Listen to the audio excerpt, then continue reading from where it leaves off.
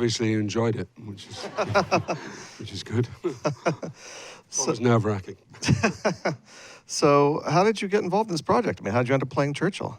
I was involved in a Churchill project about 20 years ago that never happened. And I always had it was always something about, I always knew that I was going to play Churchill. I don't know why, but I kind of knew it. I did a TV thing about Nuremberg playing Goering. And after that, the producers thought they might like to do Churchill and Roosevelt. And we worked on it for a while, but it never came to anything in the end. And then this script was sent to me, and it just jumped off the page. You know, it's a fantastic script. It's a really, really great script. And that was the thing that sold it to me. And of course, it's such an unusual look at something which they've kept under wraps for a very long time, about his demurring about Operation Overlord and the whole D-Day landings. And it was the script, you know. It's always the script, you know. It's never anything else but the script. And had you done a lot of research about Churchill previously, or did you do a lot in preparation for this part? Churchill was actually the MP of my hometown. Wow. Before I was born, of course, but like 25 years before I was born. And it's quite a funny story, because he was not a very popular person in my hometown. Really? No. They did not like him. He changed parties, for one thing, but also my antecedents, my family are mainly all what we call Micmacs. They're Irish Scots. They're Irish people who went to Scotland in the middle of the 19th century. And so Churchill also brokered the deal for the six counties. When ERA was formed and Edward Carson went north, and he put Edward Carson and he also put Michael Collins in a room together and sort of sealed Michael Collins' fate. Mind you, Eamon de Valera had a bit of a hand in that as well. But what happened is that he was very unpopular in Dundee because of this. And he was ill, and he came to Dundee, and he was on a chair. It was like an armchair with 2 oars, which looked like a sedan chair. And my uncle told me this story. This was when I was a kid, when I was about 8. My uncle, who was, he was quite rebellious when he was a young man, and he was called Geordie, my Uncle Geordie. And they actually escorted Churchill out of the town. But before that, when these 4 guys brought him in on this sedan chair, and he was quite frail. Churchill was ill a lot, actually. And when they brought him in, my uncle shouted at these guys, "How much did he pay you?" And the guy said, "A quid." And he said, "We'll give you 12 if you drop him." So that was my first really view of Churchill. And from that, I kind of thought, well, that's interesting that and even the local paper, the local Dundee paper never referred to him by name. During the war, he was always known as the war premier, which was bizarre. But clearly, what happened in the war, and clearly the work they did in the war and those extraordinary broadcasts he did, turned him around. In fact, at the end of, really in 1945, they wanted to keep Churchill. They just wanted to get rid of the Tories. And there was a kind of moment when they thought, because Churchill was devastated when, of course, he got kicked out. But I think there was a moment when he thought, well, maybe I'll become a Labour Prime Minister. But it wasn't really feasible. And in terms of the physical resemblance, how much transformation did you have to undergo in terms of hair and makeup to resemble him? I suppose I very little, actually. The truth of the matter is I shaved my head and I dyed my hair sort of blondie white. And I have a cleft chin, so I filled in my chin. Really? Yeah. But I also put on 30 pounds, which is the bulk of it. And then he had a particular stance, which I sort of looked at. And also you kind of, the interesting thing about Churchill is that all babies look like Churchill. and Churchill looks like all babies. So that sort of started me thinking about Churchill and the child, the little boy. Because I think there was very much a lot of the little boy in Churchill, because he'd had a pretty, he had a silver spoon in his mouth, but it was a kind of lonely childhood. You know, his mother Jenny Jerome, who was from Brooklyn, she sort of because he wasn't a very handsome child. He was a little fat kid. So he was slightly, he lived with his grandfather. He lived in Blenheim Palace. And he was destined actually to be the Duke of Marlborough until his uncle finally had an heir. And his uncle his sexuality was quite dubious.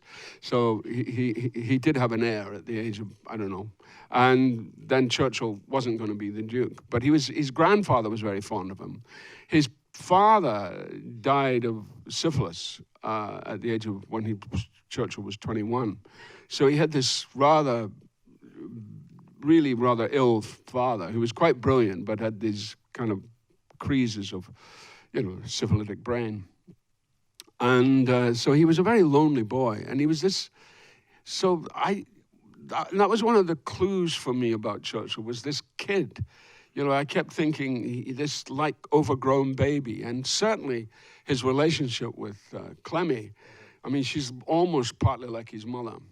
And of course, the other great thing, which is absolutely true, my kids love this program, which they kind of make. In fact, we were watching it tonight.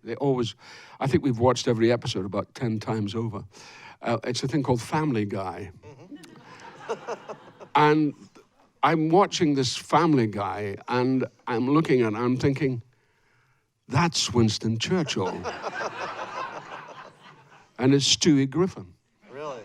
Stewie is definitely Winston Churchill. He even has an English accent. He even looks like the baby Churchill. And he's got that he's completely misunderstood. He can only relate to this dog, who's his best friend. His parents do not understand him. And he's brilliant. He's kind of precocious and full of all this kind of extraordinary shifts in temperament. He turns, and it's a fantastic character. I think Seth MacFarlane, who actually I believe plays Stewie, he's a sort of a bit of a genius, actually. And so that really started me thinking about Churchill, that the sort of element of Churchill which remained intact ever since he was a kid. And I think that's important. Certainly in our business, I think it's very important to remember ourselves as children. I think that's where we, I'm still 8. Really? I think I'm 8. Maybe I'm 9, actually. Wait a minute. Maybe I'm not. Maybe I grew up a little bit. But I still very much believe that we keep our child with us. Actors do it. And of course, he was a consummate actor. The thing about Churchill was that he was a construct. Everything was created. The whole look, the way he, his W.C. Fields outfit, and his cigar. And the cigar, if you think about it, that's very childlike, because it's like a form of thumb sucking, so for that, he's doing that all the time. So that's childlike for a start. So there's full of these little things, and also his rhetoric, his brilliant rhetoric, and that voice that he has is a complete construct. It's not his speaking voice. Right. Yeah, I noticed you kind of have 2 different voices as Churchill in the movie. It's a performing voice. It's that voice that we all knew, that we knew. I certainly. I wasn't alive during the war, but certainly after the war, he came back in 51 when I was about 6 or 7. And my parents knew it, and the recordings were infamous, all those amazing speeches. And he was a kind of Renaissance man, because he was a poet as well. He was a painter. He was a soldier. He was the total... And it was all to do with his own, the fact that he was slightly dismissed when he was a child, and he kind of made the best of it. Mm-hmm. It kind of added to his fuel to his fire. He does have a very distinctive voice, and so do you. How did you kind of find his voice in yours? Well, because that's always the problem. The problem for anybody playing Churchill is impersonation. you know, because we all know the Churchill, the whole, you know, Churchill shtick. And it's a trap if you're not careful. But you have to acknowledge it. But you have to find the organic way of making it happen. You have to find the inner element, the element that's inside him.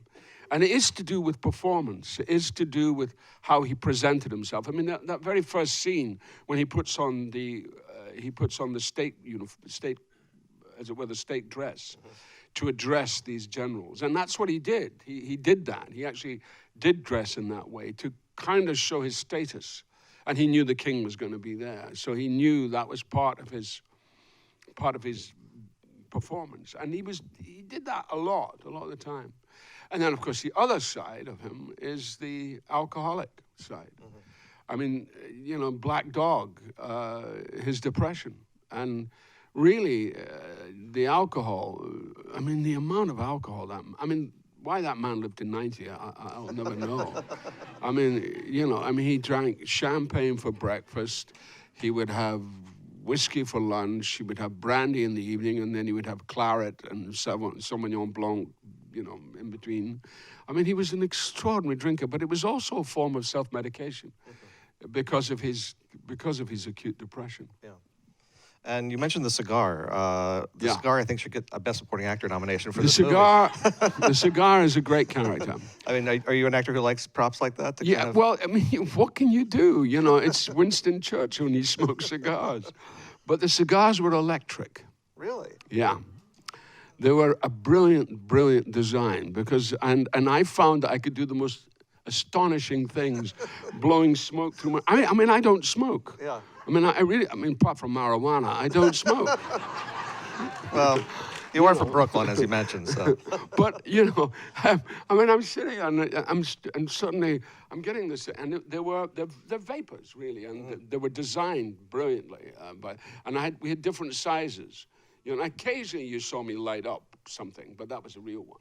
But the interesting thing is in Scotland, of all places, which is crazy because it used to be the smoke capital of the world, you're not allowed to smoke on stage. Really? You can't smoke on stage. You're not allowed to smoke in any performance. In fact, they're trying to readdress it at the moment, but somehow it became a rule. And so that I remember Mel Smith, the late Smith doing a show, one-man piece in Edinburgh in which he wanted to smoke a cigar, and they wouldn't let him do it. In film, because of the electric, we got away with it, except we were never supposed to light up, and that was strictly illegal when we lit it up. No, they were and there were different lengths as well. And then whenever you puffed them, whenever you pulled and drew them, they lit up at the end, and then the smoke came out. It's amazing. And it came out the nose. And you and Miranda Richardson are so wonderful together in this movie as She's Winston fantastic. and Clementine. Did you know her before this? Had you worked with her? Well, I knew Miranda, you know, just socially we met. But I've always been, I think Dance with a Stranger is one of the truly great female performances of all times. I mean, it's a fantastic piece of work. And she's such an individualist as an actress, and she's just a joy to work with because it's always exciting, you know, because she never does it the way that you expect. She always does it the other way, and that's what she's constantly, you know, she just keeps you. It's like playing tennis, you know, with a great tennis player. You know, it's just your game immediately is improved when you work with somebody like Miranda. You know, she's fantastic. And John Slattery is an interesting choice. Fantastic. As Eisenhower. I mean, how did you guys work together? Great. Very funny guy. Yeah. Very, very funny guy, John. And no nonsense. He's got this, he shoots from the hip. He's just very direct. It's wonderful directness that he has. And of course it was perfect for Eisenhower. You know, he was great. He was lovely. And you shot the film in Scotland, which is your home turf. What it was like very difficult to do it there? Well, it was difficult because of everybody around me speaking Scottish, you know, and I'm trying to speak English, you know, and I kept saying, "What are you doing to me? I mean, you're going to shoot it in Scotland?" I said, "Come on, give us a break." And they said, "Well," but they were right. I mean, the locations were phenomenal, and that was Jonathan Teplitsky, who is one of the best directors ever. He is amazing. He did this thing called The Railway Man with Colin Firth, and he'd used, well, he hadn't used, but he'd scouted some of these locations, so he knew what he wanted. And so his visual sense was quite acute. And really, you know, I mean, he did something which is Carlton Hill, which are those the pillars, you know, that scene with the pillars. I mean, that's a very, very famous Edinburgh site. But he makes it look quite extraordinary, you know. And you don't know, but Princes Street is just over the brow there, you know. And it was written by a historian. This was her first screenplay, right? She truly is astonishing. She's a tattooed, blue-haired lady, of you know, she's young. She's about 31, and she's a historian. She writes a column in The Guardian, and it's modern history, but her specialty is historical accuracy. So that was, you knew you were in safe hands. And I just think it's an amazing script. I mean, it's a gift of a script, and Alex is a real talent. And some of the scenes struck me as kind of Shakespearean, and you're known for Shakespearean acting. Was that, did you have any characters in mind when you were? No, I mean, there's lots of, I mean, there's Lear, there's Malvolio, there's all kinds of characters in that. I mean, he's a very Shakespearean character, and it's clearly he's Shakespearean because everybody's playing him at the moment. You know? John Lithgow, Gary Oldman, you know, Albert Finney. You know? So it's a bit like, you know, it's a bit like King Lear. You know, it's a bit like a great Shakespearean role. And it is a great role, you know, there's no question. And it has so many angles to it, you know. And of course, she then does the business with the great, you know, the great prayer, you know, which is, you know, it's pure King Lear. Right, you know? right. Yeah. It does come at Churchill from an interesting angle, though, because it does look as a very small slice of his life. Yeah. How do you feel about kind of revealing this about Churchill, that he was arguably wrong on this call? Or, I think it makes him a greater man. I mean, I think that it's his humanity, which is what I loved about the script, is it reveals this man who is, you know, you look at the evidence. Immediately after Gallipoli and the Dardanelles, and he was young and he was very ambitious, and there was a sort of element of hubris there. At the same time, it could have worked. It was a very bold campaign. It didn't. 250,000. I mean, I've just been in Australia and New Zealand, and they're not very fond of him there. And he got it wrong. He got it wrong big time. But what he did was he owned that because he went to the front. And that's what people forget about Churchill, that immediately after that disaster, he resigned and he was in the Royal Scots Fusiliers, and he was right at the front as a major.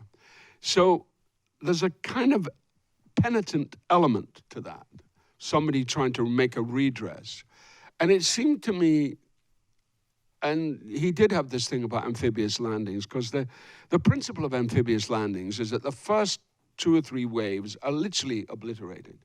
And the kind of research I did was to look around D-Day and get views. And there were these old guys who kind of drove the landing crafts, you know, long gone now, but they were there. And some of them would say, you know, it's like the Americans lost, I think, something like 1,200 men in the first 20 minutes. It was either Utah or the other one.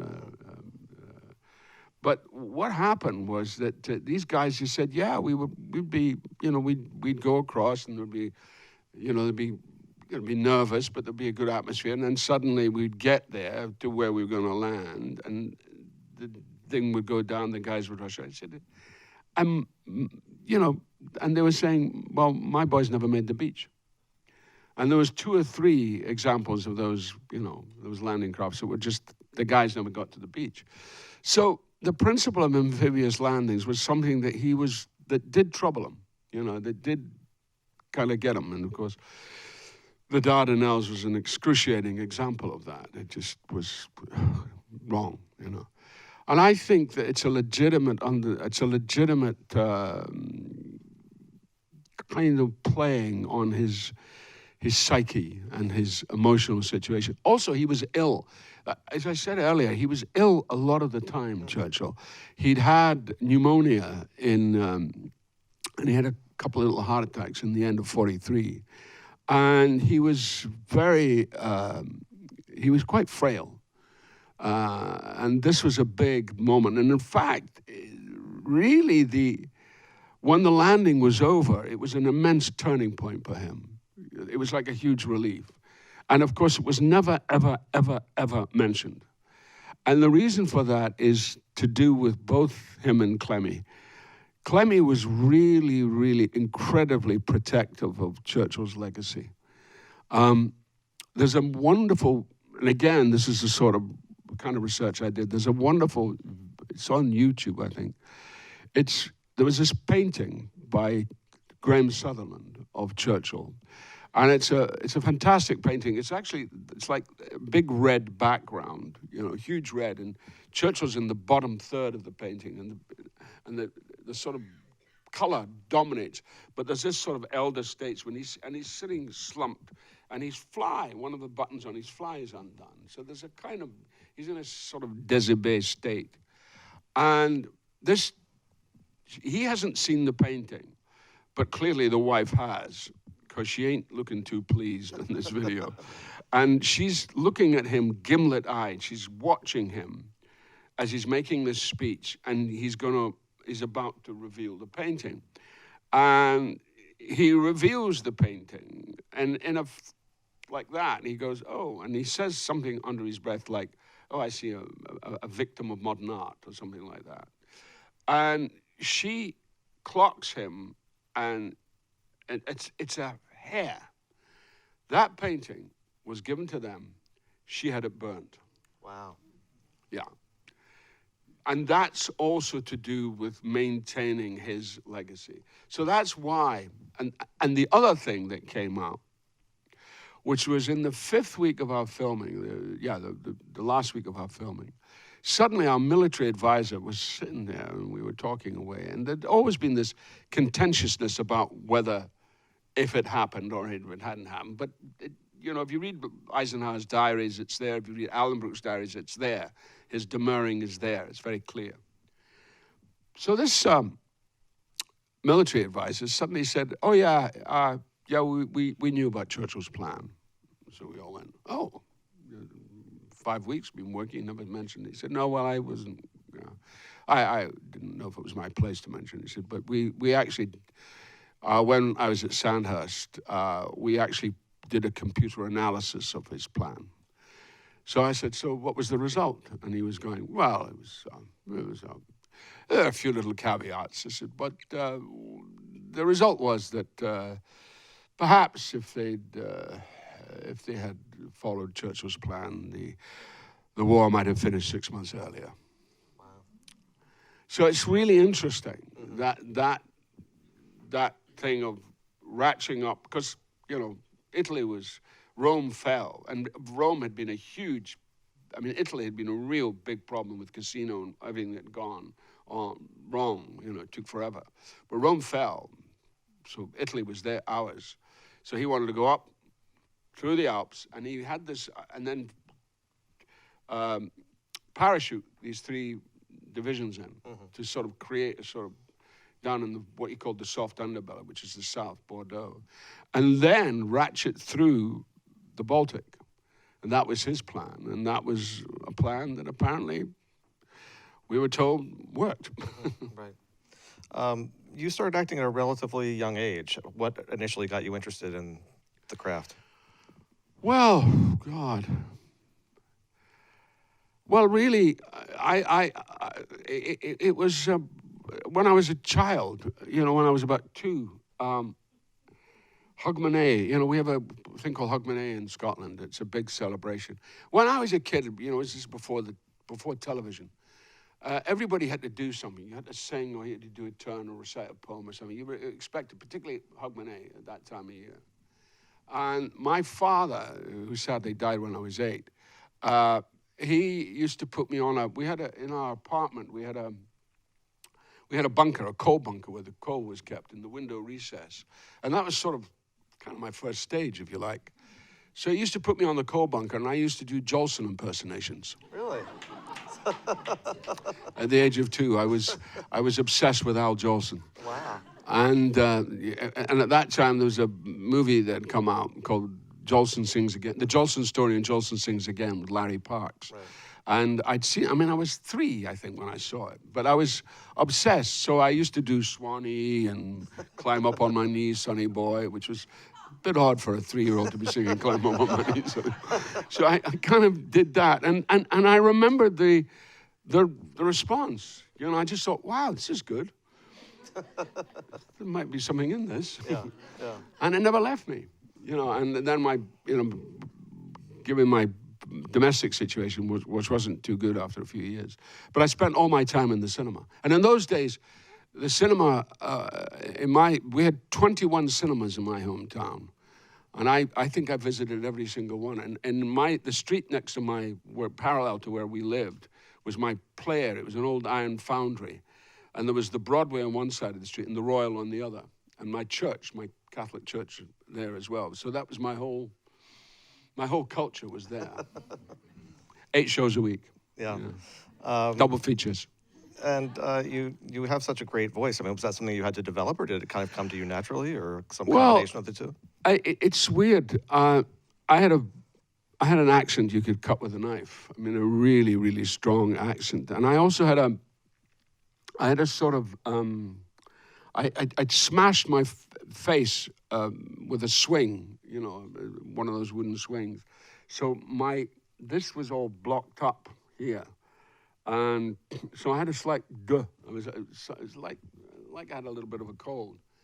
And there was a guy, actually, was a company manager at the National Theatre, said, you know, because I auditioned there with Larry, and I got in. Larry being Laurence Olivier? Laurence Olivier, yes. Yeah, sorry. Yeah, and I got in, and then he advised me, because I'd also got a job at Birmingham Rep. He said, oh, dear boy, don't go here. You know, go to Birmingham Rep. That's so much better. So I went to Birmingham Rep and had a great time. And anyway, I had this thing, and I had the operation to clear all my, you know, I sort of wear a thing like a Tampax under my nose. It was embarrassing for weeks. And clearing this out. And then my voice started to work, and I had a great voice teacher. That was one of the reasons I went to the school I was this woman came to teach voice in Dundee, and it was mainly all people from Lambda they were all the actors at that time. There'd been people, but it was principally where I went. I went to Lambda. And this woman came, this young Scottish woman arrived, and I completely was taken with her. And she was a brilliant voice teacher, and she was called Kristen Linklater. And I went to Lambda, and the day I went to Lambda, 2 weeks later, she went to America, and that was that. And since this is for the SAG-AFTRA Foundation, do you remember what role got you your SAG card? Yeah, Hannibal Lecter. Yeah, good. I was going to ask you about that. You were the original Hannibal Lecter in Manhunt. So they tell me. Yeah, that was what got me my... what was that experience like? I was Taft-Hartley, I think, whatever it's called. What was it like making that film with Michael Mann and, really creating that character that's become iconic? It was great. We were filming down in Wilmington, North Carolina, and we rehearsed with Michael I think we rehearsed for about 10 days, and then I did 3 days shooting, and that was it, you know. With bright lights. It was incredibly, you know, I could hardly see Billy Peterson when I was acting with him because there was all this white light in my face. It was lit by Dante Spinotti, who ironically lit the second one, which I never saw. When they reverted to which was the proper title, right, you know. But he didn't. De Laurentiis didn't want to. De Laurentiis never liked. He had a problem with Manhunter because it represented when he went broke. Because that's what happened to him, and the film was an escrow for a long time. I mean, it had great reviews, and then nobody could see it. You know, they couldn't get hold of a copy of the print of it, and so he was not happy about it. But he had the rights, and then they had this problem with the name, which I could never understand. But you know, one time, it was going to be directed. The Silence of the Lambs was to be directed by, of all people, Gene Hackman. Did you know that? I did know that. Yeah. That was astonishing. Yeah. And I think he wanted Bobby Duvall to do it. And then, of course, Jonathan Demme. Who I got my own back on Jonathan Demme. It was quite funny. I cast him, and I directed him. God rest his soul. He was a dear man.